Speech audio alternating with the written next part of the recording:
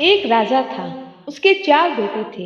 एक दिन राजा ने घर में एक बड़ी पूजा का आयोजन किया। पूजा के बाद भोजन का आयोजन भी रखा गया। राजा ने अपने लड़कों को बुलाकर कहा, जाओ किसी धर्मात्मा को खोज लाओ। आज यह तुम्हारी बुद्धिमानी की परीक्षा है। चारों लड़के चले गए। कुछ देर बाद बड़ा लड़का लौटा। वो अपने साथ एक सेठ को लाया था। उसने राजा से कहा, यह सेठ जी खूब दान पुण्य करते हैं।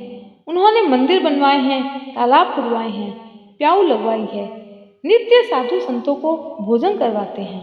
राजा ने उनका सत्कार किया, खूब प्रेम से भोजन करवाया और सेठ को आदर के साथ विदा किया। वह चले गए। उसके बाद दूसरा लड़का एक दुबले पतले ब्राह्मण को लाया। बोला, इन्होंने सारे धामों की पैदल यात्रा की है, व्रत करते हैं और झूठ नहीं बोलते। राजा ने उन्हें भी बड़े प्रेम से भोजन करवाया और दक्षिणा देकर विदा किया। फिर तीसरा लड़का एक और साधु को लेकर आया। आते ही साधु ने आसन लगाया और आंखें बंद करके ध्यान करने लगा। लड़के ने कहा, ये बड़े तपस्वी हैं, रात दिन में सिर्फ एक बार ही खाते हैं और वह भी धूप गर्मी में पंचांगनी तापते हैं, जाड़ों में शीतल जल में खड़े होते हैं। राजा ने उनका स्वागत किया। अन्य लोगों की तरह उन्हें भी बड़े प्रेम से भोजन करवाया और दक्षिणा देकर आदर के साथ विदा किया। चौथा लड़का जब लौटा तो अपने साथ मेले कुचेले कपड़े पहने एक बाबा को लाया। बोला, ये एक कुत्ते के घाव धो रहे थे। मुझे सिर्फ इतना मालूम है, इन्होंने 2 दिन से कुछ नहीं खाया।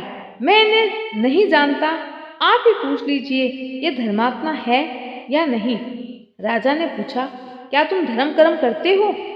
तो वह बोला, मैं अनपढ़ हूँ, धर्म कर्म क्या होता है नहीं जानता। कोई बीमार होता है तो सेवा कर देता हूँ, कोई मांगता है तो मेरे पास जो भी होता है मैं दे देता हूँ। राजा ने कहा, यही सबसे बड़ा धर्मात्मा है। सबसे बड़ा धर्म बिना किसी इच्छा के असहाय की सेवा करना है। दान धर्म के पीछे भावना भी पवित्र होनी चाहिए। पुराने समय में एक साहूकार बहुत लालची था। साहूकार के पास एक नाव थी, उसी में बैठकर वह अकेले यात्रा करता था। एक दिन वह व्यापार के लिए नदी के रास्ते दूसरे नगर जा रहा था।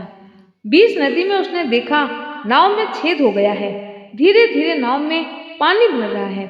उसे तैरना नहीं आता था, इस वजह से वह डर गया और भगवान को याद करने लगा। तभी उसे एक मछुआरे की नाव दिखाई दी। साहूकार ने मछुआरे को आवाज लगाई और कहा, भाई मेरी नाव डूब रही है, मुझे तैरना भी नहीं आता। अगर तुम मुझे बचा लो तो मैं तुम्हें मेरी सारी संपत्ति दे दूंगा। मछुआरे ने साहूकार की जान बचा ली और उसे अपनी नाव में बिठा लिया। कुछ ही देर में साहूकार की नाव में पूरी तरह से पानी भर गया। नाव पूरी तरह से डूब गई थी। मछुआरे की नाव में बैठने के बाद उसे राहत मिली। साहूकार ने मछुआरे से कहा, आज तुम मेरे लिए भगवान बन के आए हो। थोड़ी दूर पहुंचने के बाद साहूकार ने सोचा, मैं जल्दबाजी में ये क्या कह दिया। क्या मुझे वाकई इस मछुआरे को अपनी पूरी संपत्ति दे देनी चाहिए? क्या मुझे वाकई अपनी पूरी संपत्ति देनी पड़ेगी? साहूकार ने कहा, भाई अगर मैं तुम्हें मेरी पूरी संपत्ति दे दूंगा तो मेरे परिवार का क्या होगा? मुझे उनका लालन पालन भी करना है। मैं तुम्हें पूरी तो नहीं लेकिन आधी संपत्ति दे दूंगा। मछुआरा बोला, मुझे कुछ नहीं चाहिए। तब सेठ बोला, नहीं नहीं, तुमने मेरी जान बचाई है, तुम्हारा इतना हक तो बनता है और तुम्हें दिए बिना मेरा मन भी नहीं मानेगा। मछुआरा चुपचाप अपनी नाव चला रहा था। कुछ देर बाद सेठ फिर से बोला, भाई मेरे बच्चों का भी मेरी संपत्ति में हक है। अगर उनसे बिना पूछे मैंने तुम्हें संपत्ति दे दी तो मुझे 1000 तरह के वो लोग सवाल करेंगे।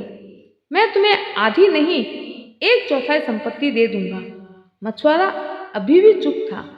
कुछ देर बाद नाव किनारे पर पहुंच गई। साहूकार लालची था।